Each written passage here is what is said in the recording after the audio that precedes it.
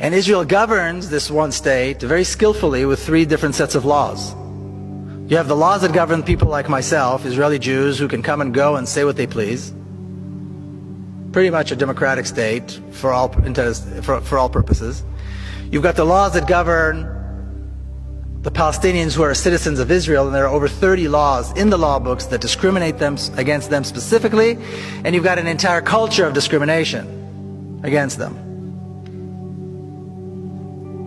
that is deep-seated and deep-rooted in Israeli society. And then you've got the laws that govern the Palestinians in the West Bank and Gaza, and this is really at the pleasure of the Israeli army.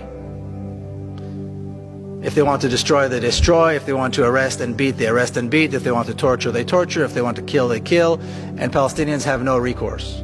This is the reality. There's an education system, the Zionist education system, like Judith alluded, my sister just wrote a book about it. She's an educator, that teaches racism in a very subtle way.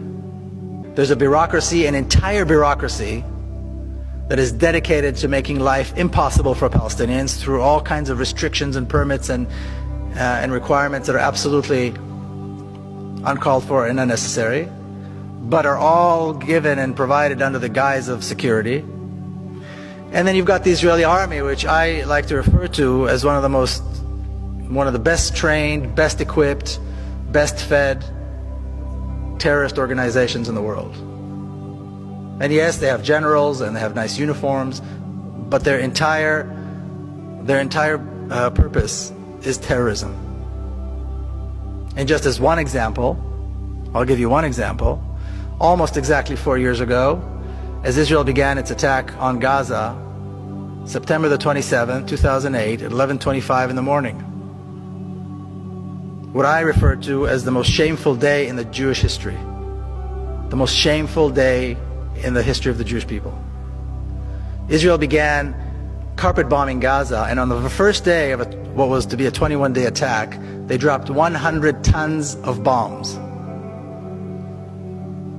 Okay, a 1-ton bomb will decimate an entire city block. Gaza is one of the most densely populated places in the world. 800,000 children live in Gaza.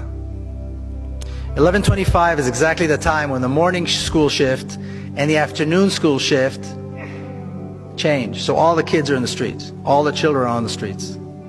That was the moment decided by the decision makers in Israel to begin the attack.